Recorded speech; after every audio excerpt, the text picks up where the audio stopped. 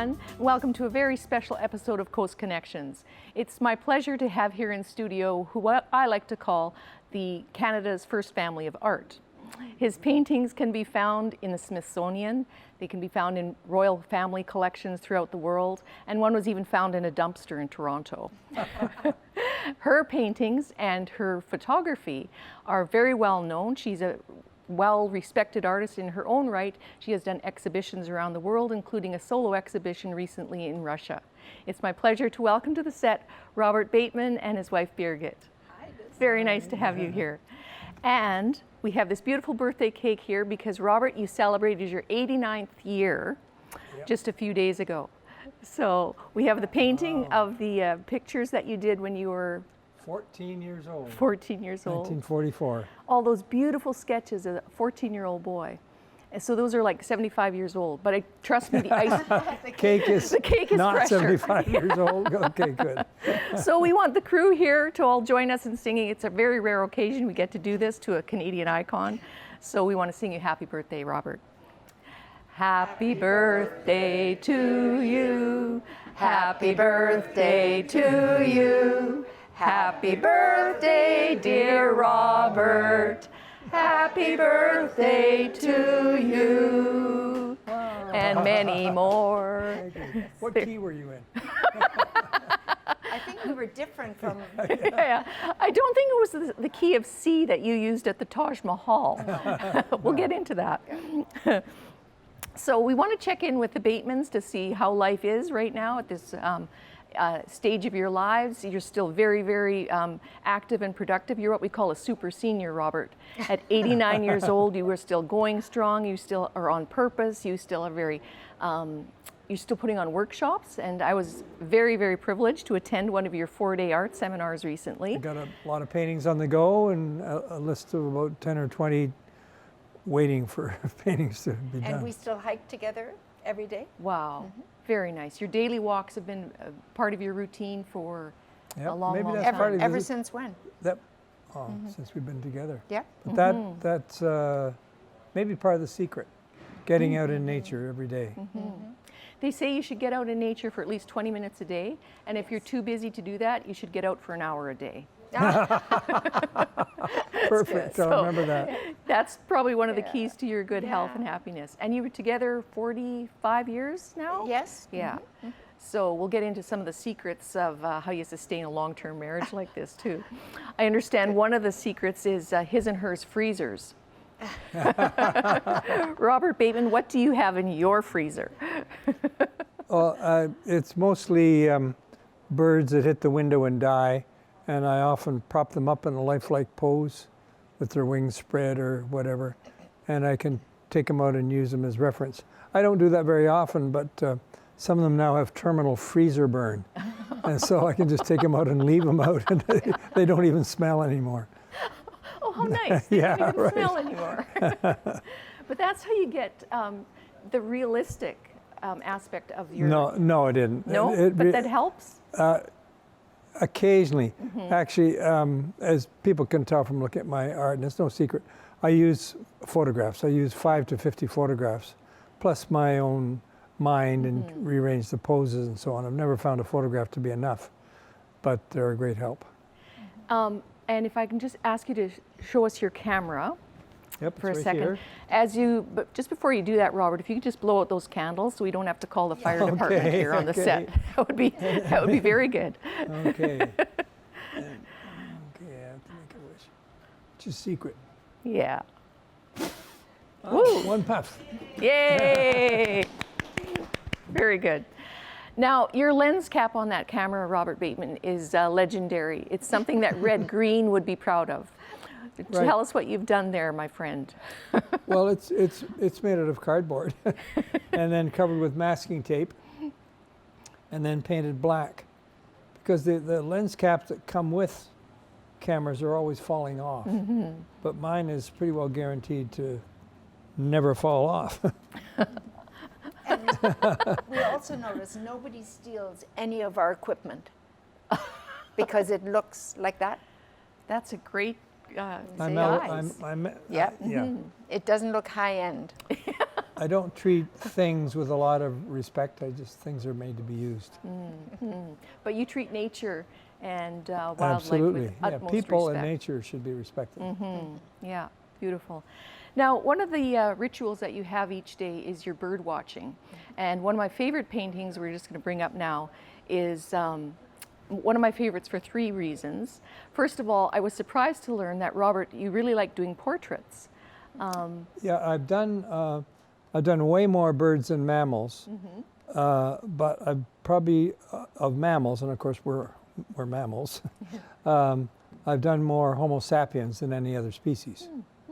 So this beautiful Homo sapien is your wife, Birgit, on the Yes, bed. yeah. Tell us what we're looking at Oh, yeah, here, okay. the view from the bedroom window. Oh, there, okay. Now I'm seeing it. So that's our bed in our bedroom, and we're looking out at our bird feeders. 2 bird feeders that are easy to see there. One is the hanging one on the left has got suet and seeds in it, and it's probably got a downy woodpecker and chickadee on it.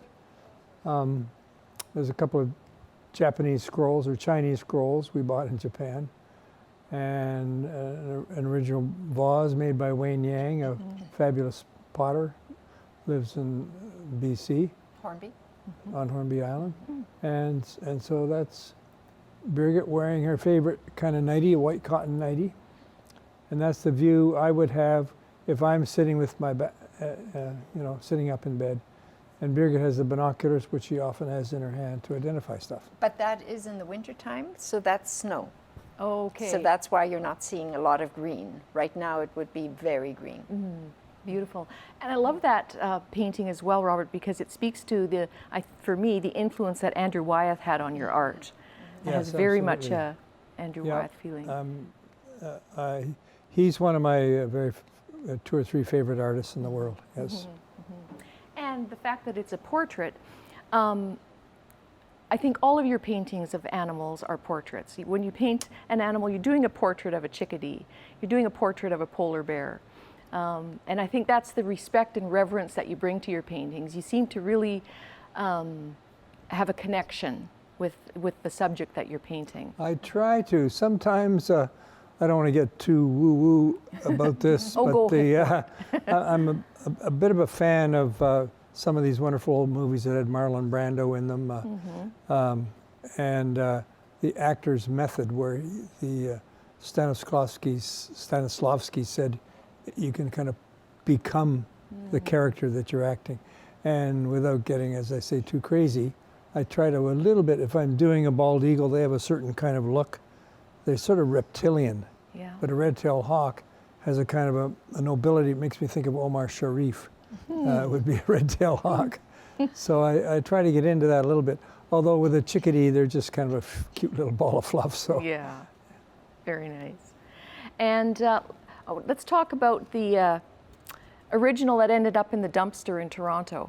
That's right. It wasn't in the dumpster. It was alongside the dumpster. It was stolen.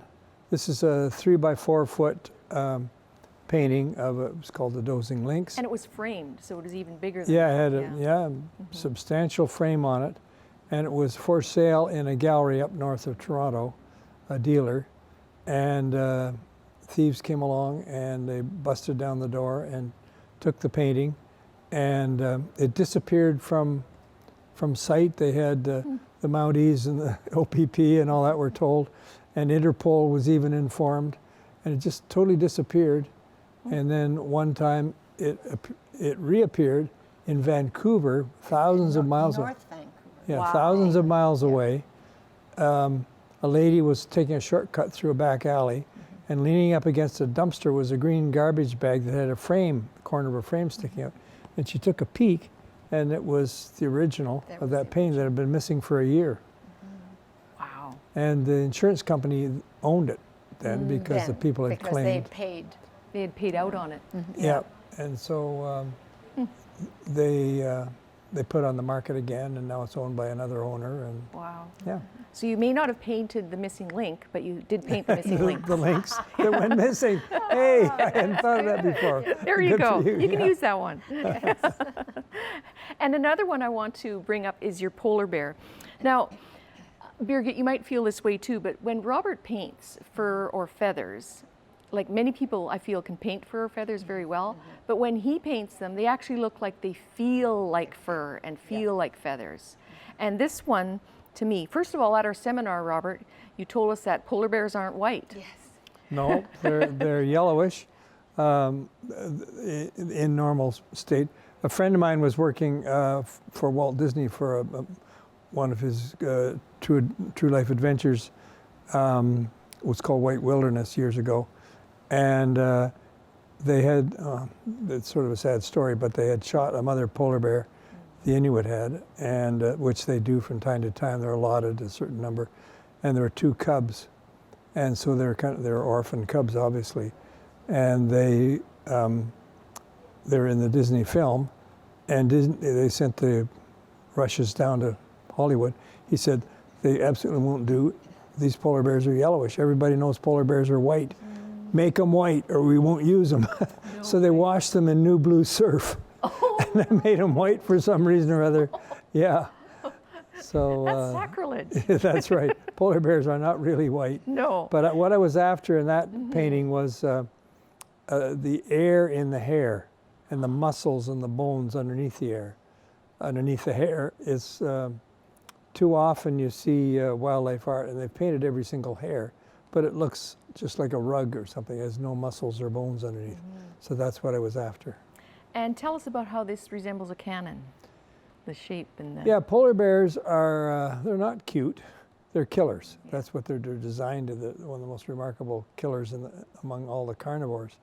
And I have it lined up like a gun, like a cannon, pointing at the prey. And so it starts out all soft on the right-hand side there, and it sort of goes boom, with a heavy contrast. And they're more nose attentive than they are eye attentive. So the maximum contrast is there in the nose and the mouth. And it almost looks like the gunpowder burn. Yeah, it does kind of. That's right. Yeah. I love that shot. That's an iconic one for sure. The other one, I must say that at the seminar and in reading your books, your love for nature and the wild comes second to your love for Birgit and your family. And that's very, very apparent in your work and in your writings. And one of the things that Birgit, he said about you is your intelligent encouragement that you have for his art. And I want to give an example of that. I really like this one here, the cheetah. Yes, tell us about how that came to be. Well, we should first establish Birgit is an artist. In fact, we were art teachers together in Burlington. And she was primarily an abstract artist. Now she's more famous as a photographer. But I often consult her on compositions before I start, because that's when you make your real decisions. And a cheetah is all about big country and big sky. They don't go skulking around in underbrush. And so I wondered, where shall I put the horizon? Definitely not the middle. I never do that. So I said, should I put it here? And she said, no, lower. Well, how about here? No, lower.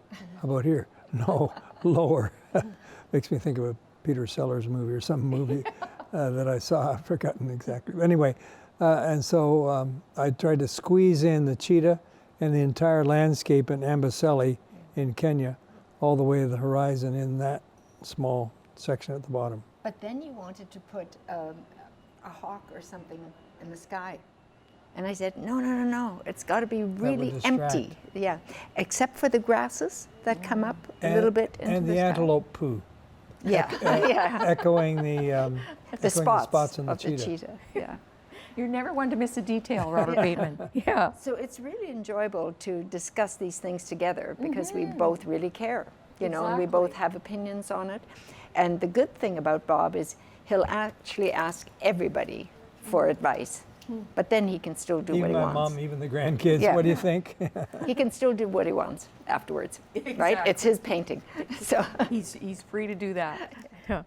And Birgit, we want to talk a little bit about your photography and your paintings as well. And we're going to pull up a few of your images here. I think the first one is a Maasai child. This is such a surprise. So these are 2 Maasai ladies. and then you can see the mother's hand holding the bottom of the little kid and the little kid's heel. I should let you talk. It's your picture. But apparently it's one of your favorites. It is. Aw, And a big print of it is hanging permanently in our house. But we were doing the typical visiting a Maasai village. And of course, you're very impressed by the headgear, the bald head, the beadwork, and so on. And you just love that. So I was taking your classic shots, and suddenly it hit me. I love this about the camera. As soon as you look through, it frames a particular area. And suddenly I was seeing the color fields. And I said, that's the shot. You know, it's the color fields. Yes. I don't want to distract from the heads by showing the heads. I mean, it's the color fields that are important. But the foot showed that there was another little person. Yeah. And I love that because the shoe makes it contemporary. If it were a plain, a barefoot, it wouldn't be. It could be any time. True. And I like the way the light catches the shoe there. It's Yes, yeah. And there are even flies all over the fabric, Oh. which I thought was really cool too. Brilliant. Yeah. Yeah. The next shot that you've shared with us here is ready to roll. This is one of your paintings now. So that is a painting that I did in Extremadura, which is in Spain. It was very hot and sitting under an olive tree. And I just had the heat of the sun. That's why I made everything yellow, except for the leaves being olive green. And I just enjoyed the feeling of it. I love that. You can feel the heat. You can almost smell the olive leaves in that one too. And our next shot that we've got, this is intriguing. Well, that's a very large painting. And I had been visiting some contemporary exhibits with Bob in New York. And I thought to myself, you know, I should be able to do a big abstract. And I didn't realize how hard it is. So I took a very large house brush and laying the, actually it wasn't a canvas, it was a piece of masonite on the ground, and then trying to do that, but you can only do what your hand can reach. For sure. Like, so that swish was incredibly hard to get, but I was proud of the results, and I just became, you know, excited and exuberant, and it's knowing when to stop. Yeah, because that's the problem, that I often overdo things. So I was happy with that. Very nice. And next up, this I love. Well, we were in Wolong to see pandas, and Bob and I were both. That's in China. Yeah, we were in Sichuan, it's the province, and we were visiting the tallest Buddha in China. And so we went down the stairs, and Bob was behind me a bit, and as I look down, I see the tourists on the foot and creating this fabulous pattern. And I was just so excited by it, and I couldn't have determined that it would be so dramatic as a shot. It's beautiful. You know, but I just The tried world's it. largest pedicure. And who knows what's on that young man's mind? Yeah, and he's worried. Yeah, exactly. And I think we have one more, do we? Or is that the, okay. Here we go. Oh Birgit. yeah, that was also in Spain. So simply doing a nice, elegant line drawing. Because I have so little time to draw, I really enjoy it when we travel and having time to just sit and concentrate. And it was a study for my mother. Very nice. And the next one? This one. Yeah. Yes, you were amused by I was. this one. So that's at the Hornby Ferry terminal, waiting. And as I walked past this van, and I first noticed the poetry, you know, all those magnetic little words on it, which I thought was amusing. But then seeing the fabric, that fake tiger fabric up on top, I just had to try various compositions. And this one is the one that pleased me the most, but especially also that it's an old van, that it looks a little bit decrepit. And you want to feast your eyes on it, you want to look all over it, you know, and explore and so on. There's a line in a National Film Board movie on Cornelius Krieghoff, and that is, nothing escapes his eye. And I feel that applies to Birgit. Nothing escapes her eye. I can see why. Yeah. Okay. Very good. Now, you have 5 children. And they're all doing very well. There's Yeah. what, 22 Yeah. now in the Bateman clan? Yes. Yeah. If you have us for tea, it's 22. 22. You have to. And there's a saying that we're all shaped by the children that we once were. Yeah. And with your childhood, Robert, growing up in the ravines of Toronto, being a wild child out in nature all the time, you have passed that on to your own children and grandchildren as well. That's right. And you've visited the 7 continents together as a couple. I mean, that's phenomenal. And on some of those trips, your children have also come Yes, with you. We've taken them whenever possible. That's wonderful. Yeah. And you're building that sense and love of nature with them. Oh, they all wish we'd take them further, but you know, but it's It's too expensive. expensive. Yeah. It's too expensive Yeah. now. And a lot of these trips you went as like discussion guides and photography guides, and that opened a lot of doors for you. And But we usually didn't take kids on those trips right, Yeah. yeah, because we have to pay attention to the yeah, customers. exactly, yeah. Now, Robert, I want to talk about your amazing book, Life Sketches. This is a beautifully written book. You're not only an amazing artist, you're a really gifted writer. Well, thank you. This is such a nice It's read. my autobiography, I think you could say. It is a love story. It's a love story to all the creatures, great and small. It's a love story to your parents, your brothers, your beautiful wife, and your children. And this should be made into a movie. I think it's such a nice slice of Canadiana as well. There's such, you know, coast to coast to coast. We're looking at regions of the country. And I really love the dedication that you put in here, which to me says it all. Gratitude to those who have positively influenced my world, none more deeply than Birgit. Right. I think that's beautiful. One of Bob's strengths is he really keeps telling me how important I am to him, Oh, which is amazing. Like, it's so easy to tell men, tell your wives how Yes. important they are. Appreciation is a really important Yeah. quality to have. and it shows on both of you. And I understand one of your traditions is 4 times a year you give original art to each other for Yeah. birthdays, Valentine's Day, anniversary. And over the course of Christmas, Yeah. over the course of 45 years, that is a lot That's of a lot artwork. of It has to be original and creative and romantic. Yeah. Wow. How many times can you say the same thing over and over again? Let me count the ways. And some of that, of those pieces were part of the exhibition that was at the Bateman Foundation Gallery of Nature Right. recently. Yes. Um, Valentine's Day, Valentine's Day. I believe. There you go. It added a whole lot of heart to the gallery. Yeah, it did. And that's also one of the legacies that you've built, Robert Bateman, is the Bateman Foundation Gallery of Nature. I think that was just recently changed. Yes. Other people have done Yes. the real work, but I've met my name to it. Including one of your high school students, I understand, was He instrumental started in it, starting yes, it Paul up. Gilbert, Yeah. he started it. And the goal of the center is to help people reconnect with nature. That's one of the That's absolutely, couldn't be a better goal. It'll be better for the people and also better for nature. we'll all be better Yeah. for that. Robert, one of the things that in your book and in your talks that struck me was Schumacher's trinity of health, beauty, and permanence. And I Yes. think that really captures you as a person. Can you talk to us a little bit about that trinity? Well, health and beauty, they're hard to argue with. Health, I guess, would be, if you don't have health, then things can get out of control pretty badly. And paying attention and appreciation of beauty, I think, is kind of, but permanence is,